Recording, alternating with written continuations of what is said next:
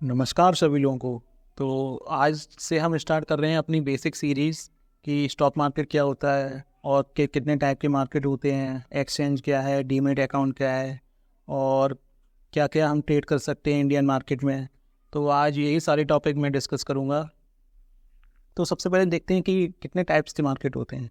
तो पहला होता है प्राइमरी मार्केट एंड दूसरा होता है सेकेंडरी मार्केट। प्राइमरी मार्केट क्या होता है? प्राइमरी मार्केट में जैसे आईपीओ वगैरह होते हैं कि आईपीओ क्या है? आईपीओ किस लिए लॉन्च किया जाता है? सबसे पहले आईपीओ लॉन्च किया जाता है कि किसी भी कंपनी को जब एक्स्ट्रा फंड्स की ज़रूरत पड़ती है उस कंपनी को ग्रो करने के लिए, तो वो पब्लिक से पैसा लेती है।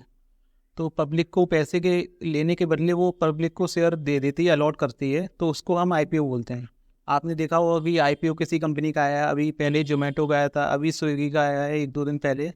तो वही चीज़ आईपीओ होती है। आईपीओ के बेनिफिट्स क्या हैं? आईपीओ जैसे किसी भी कंपनी का आईपीओ 10 रुपये उसकी प्रीमियम पे आया है, तो वो 20 रुपये पे लिस्ट हो गया। तो जो भी इन्वेस्टर होगा जिसने भी आईपीओ में पैसा लगाया होगा उसका पैसा डबल हो गया।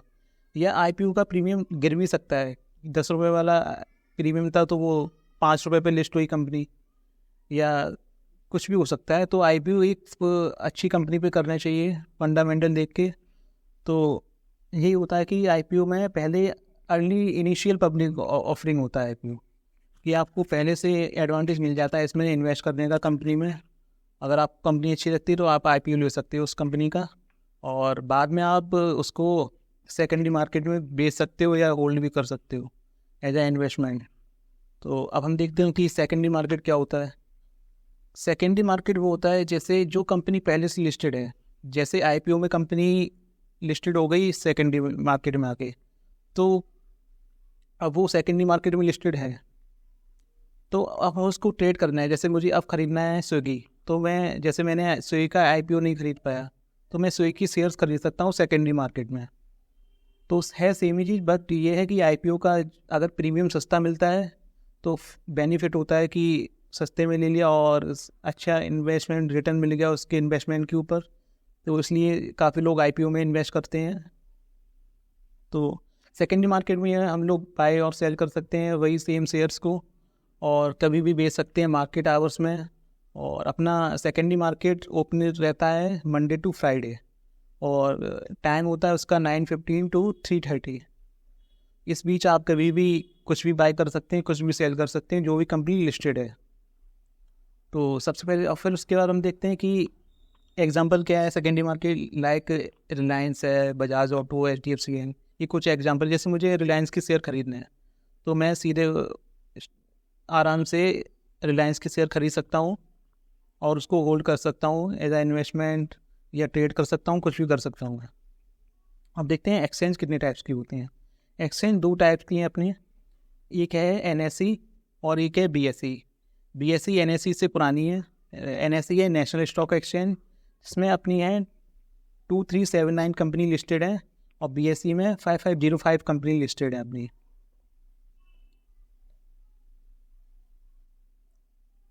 अब डीमेट अकाउंट क्या होता है?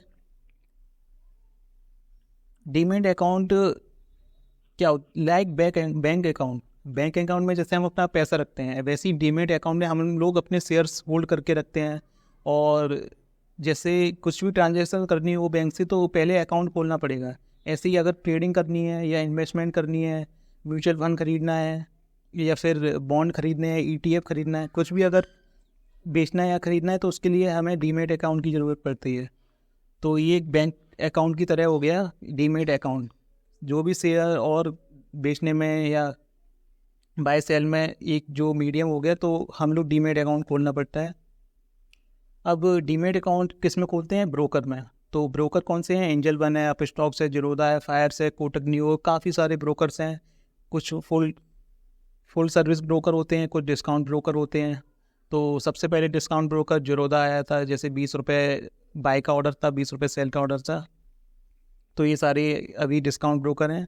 काफ़ी चीप हो गया है, पहले तो काफ़ी एक्सपेंसिव था ये ट्रेडिंग वगैरह, काफ़ी उस पर चार्जेस, हाई चार्जेस लगता था। फुल सर्विस वाले ब्रोकर अभी भी काफ़ी हाई चार्जेस लेते हैं। ये सारे डिस्काउंट ब्रोकर्स हैं।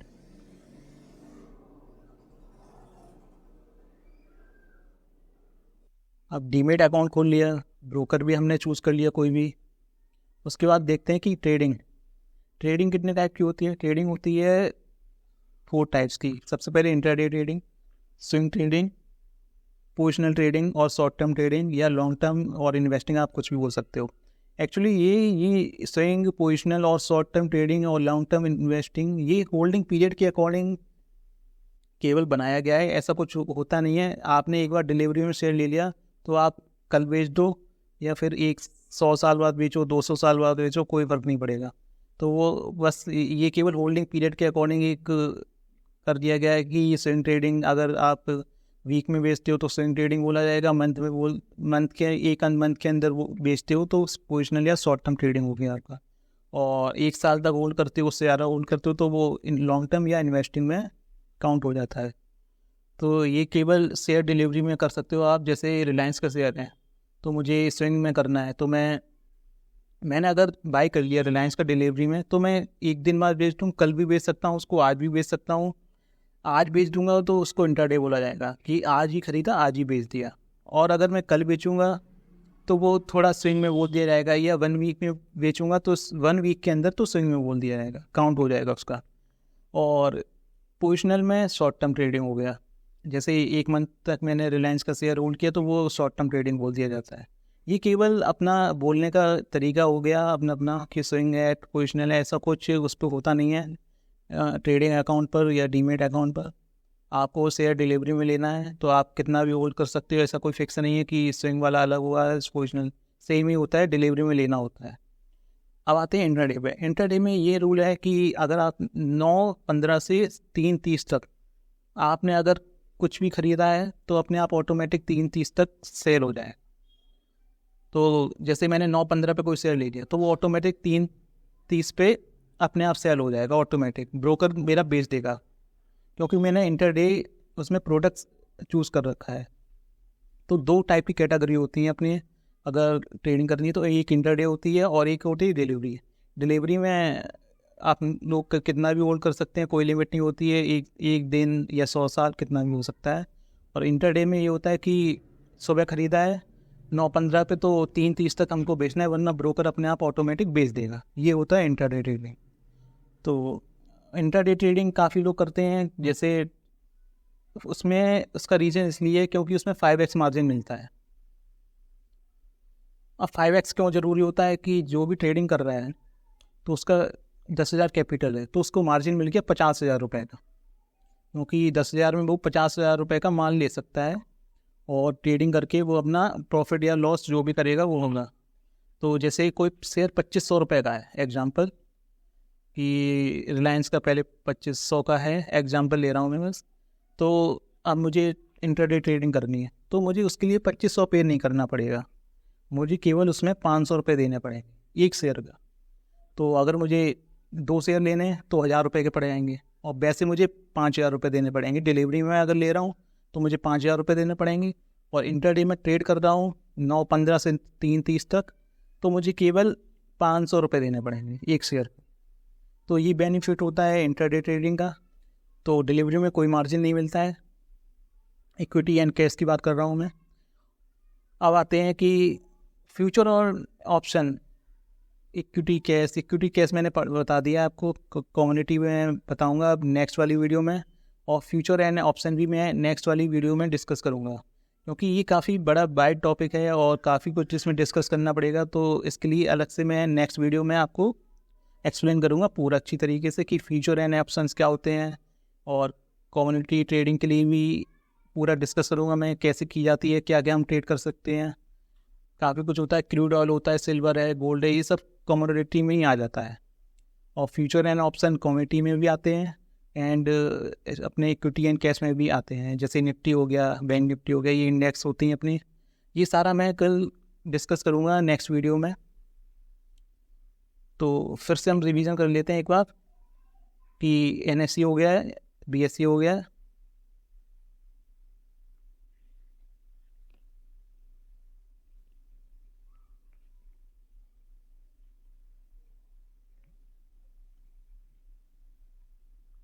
तो इसमें हम लोग कंपनी में अपने बाय और सेल, जैसे रिलायंस का शेयर है, वो कंपनी NSE में भी लिस्टेड है, BSE में भी लिस्टेड है, तो मैं किसी भी एक्सचेंज में बाई कर सकता हूँ। मैं NSE में भी खरीद सकता हूँ और BSE में भी खरीद सकता हूँ, और सेम ही रेट चलता है। बस थोड़ा बहुत 1-2 रुपये या थोड़ा 19-20 का फ़र्क होता है रेट में, बट BSE में थोड़ी लिक्विडिटी कम है, इसलिए काफ़ी लोग NSE में ही ट्रेड करते हैं। और BSE में कंपनी सबसे ज़्यादा लिस्टेड है, इसलिए क्योंकि ये सबसे पुराना एक्सचेंज है, तो काफ़ी सारी इसमें कंपनी लिस्टेड है, तो BSE सबसे पुराना अपना एक्सचेंज हो गया। और NSE सबसे ज़्यादा ट्रेड हाई वॉल्यूम अभी NSE में ही आ गया है, तो सबसे ज़्यादा लिक्विड NSE में, तो काफ़ी लोग, सब लोग ऑलमोस्ट NSE में ही ट्रेड करते हैं। तो अगर आपको कुछ भी डाउट हो तो इसमें, तो आप कमेंट में प्लीज़ उस क्वेश्चन कीजिए और पूछिए, मैं उसका ज़रूर रिप्लाई करूँगा और उसके ऊपर अलग से भी वीडियो बना दूँगा। Thank you. अब मिलते हैं नेक्स्ट वीडियो में, और नेक्स्ट वीडियो में मैं आपको future and option and commodity equity कैसे पूरे डिटेल में एक्सप्लेन करूँगा। Thank you. प्लीज़ चैनल को सब्सक्राइब कीजिए।